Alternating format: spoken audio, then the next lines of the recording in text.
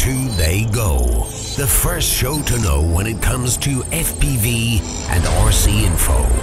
Broadcasting from TheyGo Studios, covering these rapidly growing sensations of both drones and RC cars. Without further delay, your hosts, Zach Morris and the Big Shane. Hey everybody, welcome to TheyGo, the show that brings you news, interviews, tech tips for both RC cars and drones. I'm Zach Morris, and with me, the Big Shane. Hey there. And today we've got a great show. Shane, what's in store? We have a crazy, explosive episode happening today, Zach. We have none other than the man himself, Chris Tocco, which is the owner of RC Tracks of Las Vegas and host of the 8-scale IFMAR Worlds. Amazing facility, one of the best places I've ever seen in the entire world for an RC car track. I think the only thing... You put a lot of time and work into this facility, and it showed, and it paid off.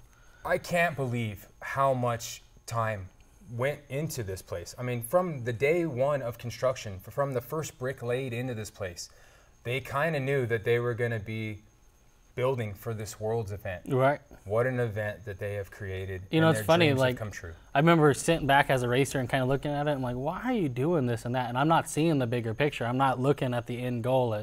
You know, he's building this whole facility, and everything he's got planned is kind of like for this Worlds event. Like, he's able to change things and basically put it, this is the bar, and this is where you guys all should be, and I'm going to set that bar way up there. I think he set the bar as soon as he took a picture of the place and said, hey, this is going to be our track for all you locals out there, right, or whatever. The next one in Australia has got to pick it up. Oh, they've got big shoes to fill. Yeah, you know, I thought it was pretty epic to see A-Main's track open up in Chino, right? Chico, yeah. California. Let me get that correct. Thank you.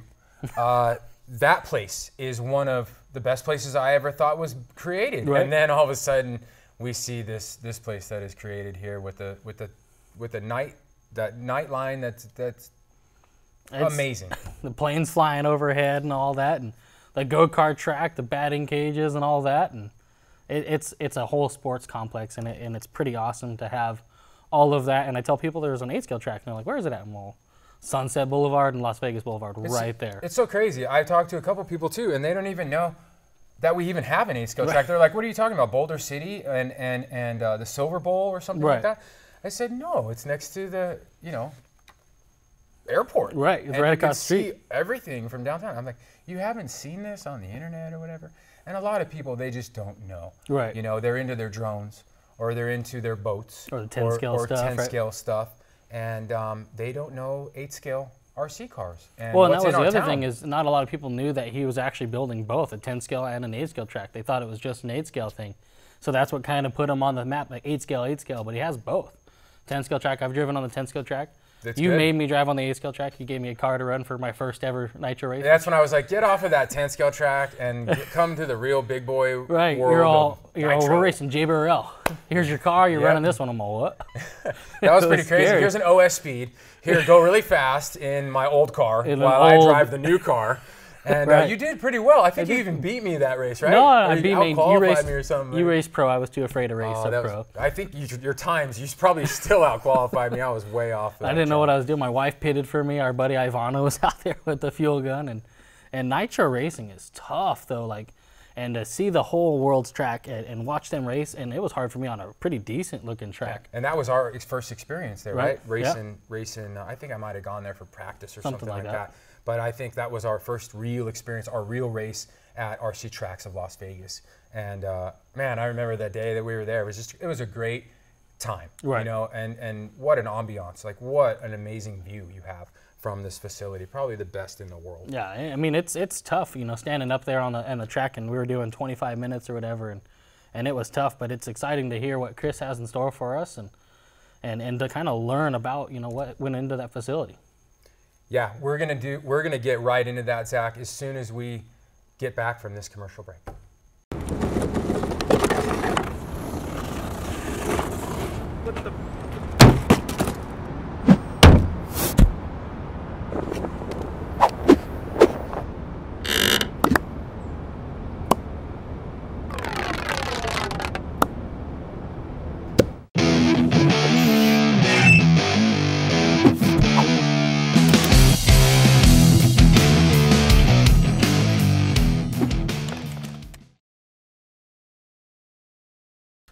We're here today with Chris Tocco, the owner of RC Tracks of Las Vegas, and also held the IFMAR 8-Scale World Championships here in Las Vegas. Thanks, Chris. Yeah, thanks for having me. What's going on, Chris? Thanks for coming to the show.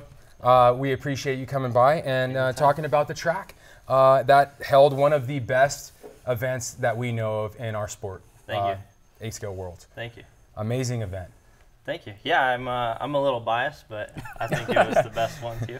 Let's tell everybody out there in video land on who you are and what you represent. Well, I mean, I've been in RC car racing for about 15 years. It all started with my grandpa getting me a RC 10T for Christmas, and me and my cousin were little and got into racing here and there. But my job and career was racing motocross, so I traveled the U.S. and did all that for a living for about 23 years. So the experience that I brought from that was, the track building and the relationships. I was going to say your knowledge of these track builds and stuff like that. With that motocross background, that's what kind of led you into the RC car world? Yeah, I mean, you get hurt racing motorcycles. Yes, you right? do. I know this for a fact. So as a competitor, you have to race something, whether you're on crutches or you got a cast on your hand or whatever. Yeah, wheelchairs or something. Yeah, well, that was really when I really got serious. I broke both my ankles when I was 15. So I was already in RC cars, and I knew they had the handicap ramps and stuff. So I was like, man, let's break out the cars, and I need to race something. So that's what really got me into it, was unfortunately the injury. But that's I mean, it's so weird what brings people into this sport. And did you ever think that right there, that your grandpa bought you that car that day that you went to the track and you were hurt at that time, did you think that would ever take you to what you've accomplished today? Never. I mean, if you said, I couldn't even figure out how to build a diff. I think it took me and my cousin 3 days to build the tranny on our cars. I think that was the hardest thing for me, too. It was nuts. So to think, trying to put together a diff on an electric car to hosting the biggest RC race that you can possibly host. The pinnacle, yeah. In Las Vegas. And, we had 42 countries attend this race. And just, it was nuts. I mean, to think that's where it started and this is where we're at. And you couldn't forethink that. Now, how much work actually went into preparing, like from mental thinking and jotting down notes to actually building the layout? How long? Well, the way it works is you're notified at the race. So I was notified in 2014 when Italy was hosting the Worlds that we were the next city. This is crazy to hear this, because that's when you were brand new and fresh to the RC community. Yeah. The track was amazing, and you were just starting off, and then here you took the bid for the Worlds. Well, it was crazy. The driver, so we were going through, there's legal processes and permitting and all this stuff. So we kind of hit a stall of, the driver stand was built and it was disassembled. It was brought to our track and it was in a million pieces. I think all I had was the track itself built. And that was it. The pit area wasn't done, nothing. Nothing was done. I was like, man, I have some time to kind of, spend on this bid of Worlds, and I saw the bids were open, so I'm like, hey, let's go for it. What can they say? No, we're in Las Vegas. It's the best place in the world, right? I'll send them a picture of where the driver stand's going to be and what the backdrop looks like, and that should win it right there. So, I mean, it was nuts because the place wasn't even built. So I had to somehow build the facility. Not just me. I mean, I had a ton of help, but it was many sleepless nights, a lot of thoughts. Everything that you see now was a thought, and it became a reality, which is pretty crazy to think about that alone. But then, to go from, okay, I got to get my facility built. We have Silver State that we already are granted, and we had the Kyosho Masters. Like, I didn't even have a facility, and I already had 2 or 3 big races and the Worlds like that. I'm like, that's insane. So it was pretty nuts. I mean, there was some nights where I'm like, what did I do? Like, how did I get into this? You put your foot in it, and you definitely fell in the hole. You saw a vision and just fully committed to it. And that was it. It was a full commitment. So then I had 2 years of thought and planning, and it was kind of a good thing that the facility wasn't built, because I was able to say, okay, here's the IFMAR rule book. Here was what I was going to do with, this is how this was going to be built, whether it was as far as layout goes, the flow of the track, or where the track was going to be on the property, where the pit area was going to be. So I could kind of take the IFMAR book and everything that we were going to be required to do and almost build the facility for Worlds. And I thought, well, if I build a facility for Worlds, it's going to host Silver State. It's going to host Commercial Masters. So all that's going to happen automatically. So the 2 years of planning was getting the facility built, getting some experience on running the big races. And, you know, the first Silver State, we had 550 entries. Like, it was pretty nuts. You know? What's crazy is you had no real background in the RC car track owners association, let's call it.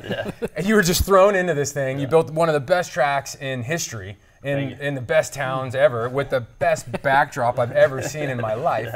I mean, the Vegas skyline is, who doesn't want that shot, right? Yeah, exactly. But I mean, to do that and to see that progress is just amazing on what happened. So. Yeah, and I did, you know, a lot of people doubted us. Well, they've never even hosted a race before, but they don't know my background of, once I stopped racing, I built like the AMA Pro Motocross Nationals. Like, I built one of the rounds a couple years in a row. So that was, you know, 42 of the best racers in the world, 30,000 spectators, build the track from scratch, host the event. You know, like, there was a lot that went into that experience that transitioned right over to doing straight into RC cars. Exactly. And I know this from track building in my experience of track builds.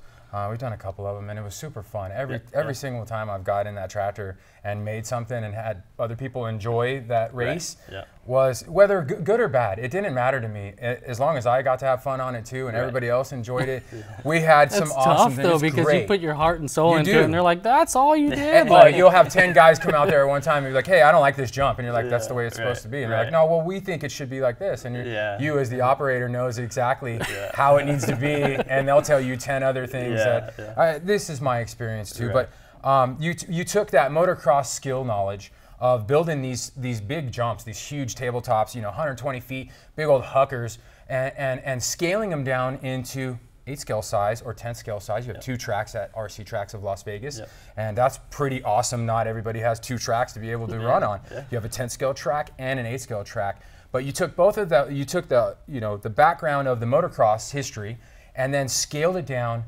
into RC car world. You know, 10 scale and 8 scale. This easily transitioned for you, or was it a challenge? Well, I did race. I mean, after I was building the motocross stuff, and so I did race quite a bit. I became really good friends with Jared Tebow. Like, he was a groomsman in my wedding, and I was his best man at his. So we traveled all over the place and raced. That's one of the best guys to have to and help. I learned really fast of what not to do more than what to do. So he would give me a hard time on some of the stuff I'd build on my cars, or what my thought was. So that really propelled me to know RC. So motocross is one thing, but to know RC is totally different. But as far as like judging the gap of a jump, let's say, I know that me and you could probably go roll out of here and go ride in the desert and get on our bikes and go look at a gap and be like, oh, I can hit that. And you know exactly what speed it is and how to hit it or whatever, the transition it takes. And I think you know, you as a motocross racer and then building these tracks, also that transitioned in to where you could see that vision of the little cars hitting these jumps, and you see the difference in there, right? Yeah, exactly. And you know, it did take a couple jumps I built, and I was like, that didn't really feel right. But I mean, I'm a racer too, so I want to have fun on the track. I didn't want to build something that was just stupid and maybe looked cool from the eye, but was hard. You wanted it functional and and all all of that, flow, right? and I think that's the biggest compliment I do get, whether it's a technical track or a really easy track, that my tracks flow really well, because that's what I like. I like to see the cars, you know, making laps and racing the track instead of like worrying about the jump not being jumpable, and you know, you can race each other, and so there's a lot of thought that goes into it. And just like you said, you get guys that'll show up to help, and they think you just pile dirt wherever it goes, and of course, they just it just falls into place. They just want to show up and play, right? And I've done it too. Is the track ready? Hey, is this place done, or what's going on? Or you hear something's opening up, right? I'm sure that you got it. I know you got it right when you first started. You're like, hey, you're open. But it says, I saw people running down on your track. But what's the deal? Is this a private deal, or what's that? We got it all the time. You owned it, and you have a co-owner too. And you guys can do whatever you wanted to do, right? For a while there, we had a big old pile of dirt that we could see over the jumps. With the table? And then I wanted it a couple more feet taller, so I drug one of the tables. Sure, you didn't have a ramp. We were having fun while we were waiting for the... That's awesome. You know, now going back to Worlds, okay? there was a lot of negativity and everything that kind of surrounded different things, the wings and this and that. But what are some of the positive things we can pull out of that race coming from you on the? Yeah, I mean, there was. I mean, anything that you do is going to have some sort of negativity. Right. But we've just learned to kind of roll with the punches, I guess, and take it for what it is. But I mean, you know, it's the wing thing really didn't turn out to be too big of a deal. I think that one kind of blew over. Yeah, pretty quick. They didn't realize that Kyosho really stepped up and helped.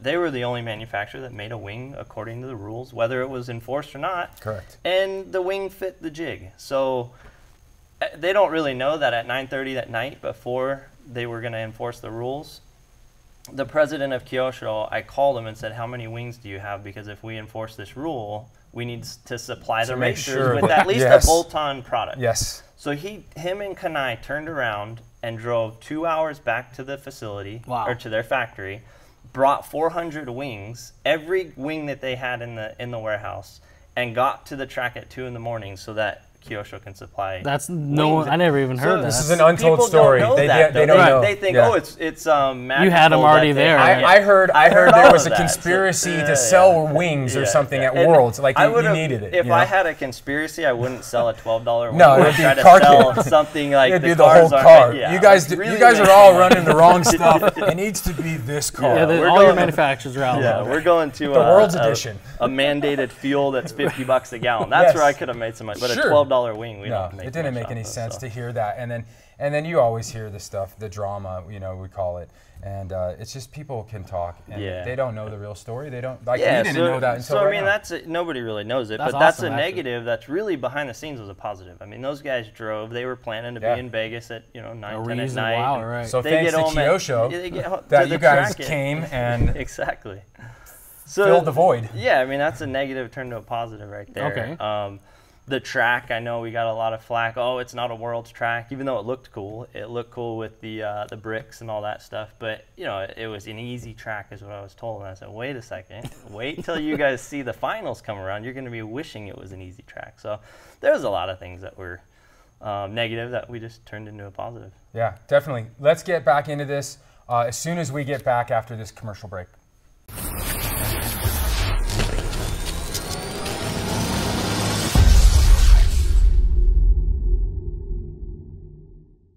So now, after everything's all said and done, did the Worlds, did you do a repair on the track during the deterioration of all of that, or? Not one bit. I mean, my goal was to never have a shovel on the track, and that was the thinking as I was building it too.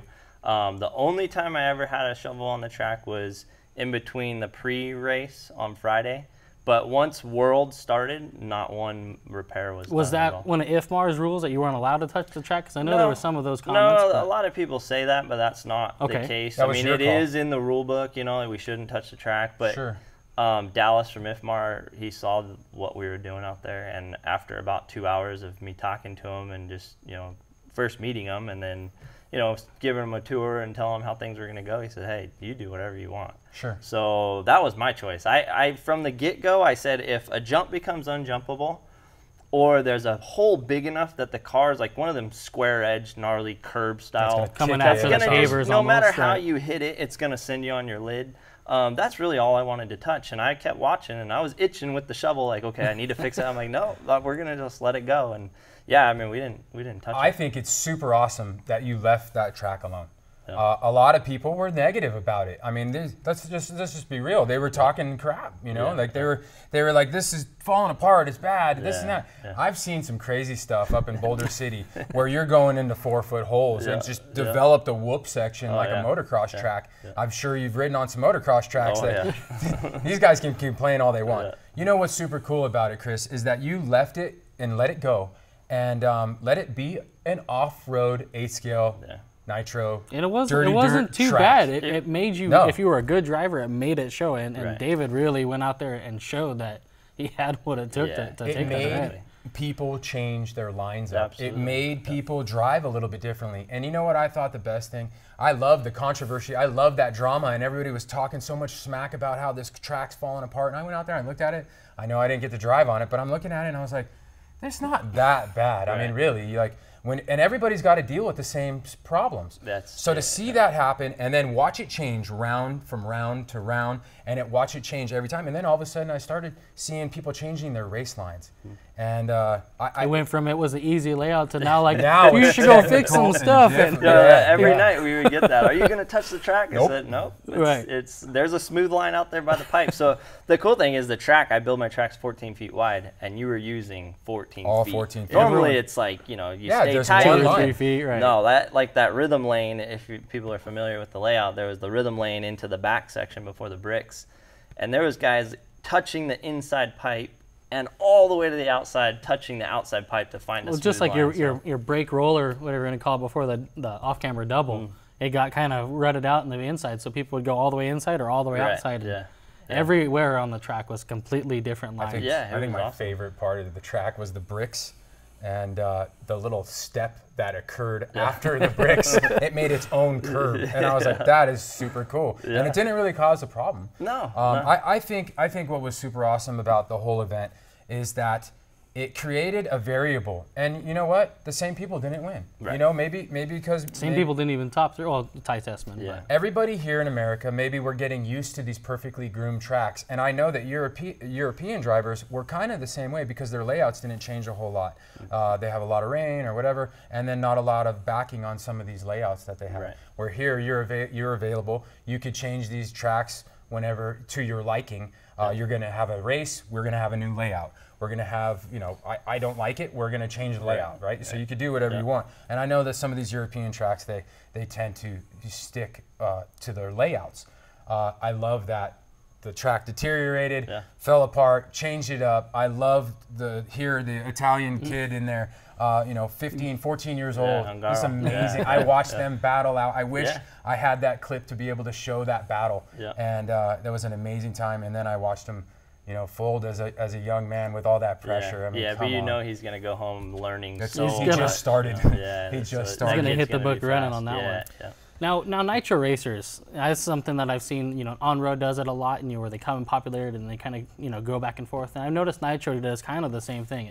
It gets super big in popularity, and then it kind of dies off. Why do you feel that, or do you see that as a factor? Yeah, I do, and I've seen it. I mean, like I said, I started this. I really got into nitro racing, I think, in like 2003 or 4, and it was huge. It was really big, and now it kind of went through another phase of it. It got big and died off, and it started to grow. And I wouldn't say it's dying off. It's just the state of the economy. I think it's one of those things where you need some what do you call it? The discretionary income, to where you got. I mean, these things aren't cheap, No, not at all. So I think that it kind of goes with the economy as well. But people have fun with it, just like you buy a boat and the boat sits, or you buy a jet ski and the jet ski sits. And I've had a lot of fun out at the track, and then my wife stole the car, so I no longer have an 8 scale anymore. But isn't that my car? No. I had my own car. All right. So it does go through phases, but we have at the track, we have our big races, Silver State. Even if you took a year off, you're amped up for that, especially if you live in Vegas or anywhere. Do you feel some of the big races kind of helps your track out? It helps us, because it's tough to get. It's a small community here in Vegas, and we get a lot of travelers from Utah and Arizona and California to come race with us. But it's tough to really keep a club scene, but not only in Vegas. I see it in California, where there's probably 3 times the market that we have in Vegas. Let's talk about something that might actually help that out in the future of RC cars and drones. Do you ever see drone racing being a part of your facility in any way? I would love it to, but we're across the street from the airport. This is something that I just remembered? I've tried to have them come and film some stuff, and they crash right away. GPS takes over. So unfortunately, I'm seeing this another market grow, and we can't. There's no way to put up any kind of fencing or something? Your GPS is going to fall out, but you can fly there with like a racing drone only if the tower permits you, and then the tower will never permit you that close. I think the logistics to put one on, you tell them, hey, we want 1,000 drones right next to where these planes are. It would never happen. So unfortunately, that's a bummer for us. Yeah, that's even the tiny whoop. Then I guess you can't play with the tiny whoop. You're not allowed to fly, especially you're 15 feet from the airport. Well, if not at your track, do you ever see this drone phase, the drone phase of racing, and this craze that's this worldwide right now? Do you see this taking over like outdoor nitro tracks, or maybe even combining them somehow? Yeah, I don't know. I haven't really put a lot of thought into is the 8 scale guy going and buying drones to race drones. I don't know that yet. But I don't see why you couldn't put on like the Nitro Challenge has 5th scale, 10th scale, 8th scale. I mean, and why drones. couldn't you throw They in do have drones. Last year was grow that, right? Yeah. So and grow that to be bigger. So it's happening. It's just if it takes off, but. I think it could work both ways. You know, maybe a young kid picked up a drone and they want to go race, but they'd never really seen an 8 scale buggy go around the track. So it could work both ways. Definitely. Where we grow the drone from our 8 scale. You're growing the community. You're yeah, not, right. Yeah. I think the biggest problem is the marketing that's involved. The drones is super huge right now. I think every kid before Christmas is going to have a drone. By the end of the 2016, I believe that everybody's going to have a drone in their house. Right. Over the weekend was a release of the DRL Drone Racing League, and it was on ESPN on Sunday, and it was the first time that this has ever been released. And I think that this craze is now going to take over. You're going to start seeing friends that you never thought that would be a part of this drone thing, 8 scale racers. You're going to see everybody coming into that world as well, because I believe there's 2 money markets there, and not only that, but 2 open options for racing. Right. So I see this taking over the world and taking over tracks, whether it be an indoor track or an outdoor track, and it's just going to bring you more clients or these tracks more clients. Yeah, I agree. Any kid or person picking up a radio, whether it's a drone or a 10 scale electric or all the way nitro 8 scale, whatever, just anyone that has a controller in their hand and can join the hobby. And absolutely. You know, I mean, they're all sold in the same hobby stores for the most part. So you're going to run into a nitro buggy if you're going in to buy drone parts or vice versa. So I think the hobby growing any way it can is a great thing. Now, I got one last question here, and it's kind of been circulating some of the stuff that I've been hearing out there. Some people are saying that you might be closing. There was a 2-year plan to kind of make Worlds and then close out. Is there... That's not true, right? No, if we made $1 million on Worlds, then maybe.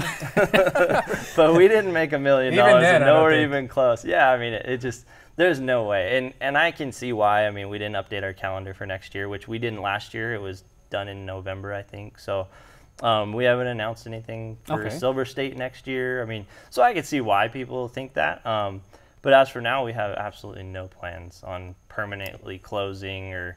You know, Silver State, we have to keep that thing going. Where else is it going to go? And you just got done with Worlds. You know, man, give him a break. Give him a break, guys. That's Come like on. Phil from Neo Buggy messaged me early this morning. That was the first thing I woke up to. Hey, I heard you're closing. Is Silver State going? I'm just like, dude. And this is like one of the top news guys. And then here goes the drama, right? Yeah, so I just told him, you know, no, we're hosting Silver State as of now. That's super awesome. Changed well, hey, I appreciate you taking the time to come on out here, and I hope to have you back on the show soon and talking about more stuff. Yeah.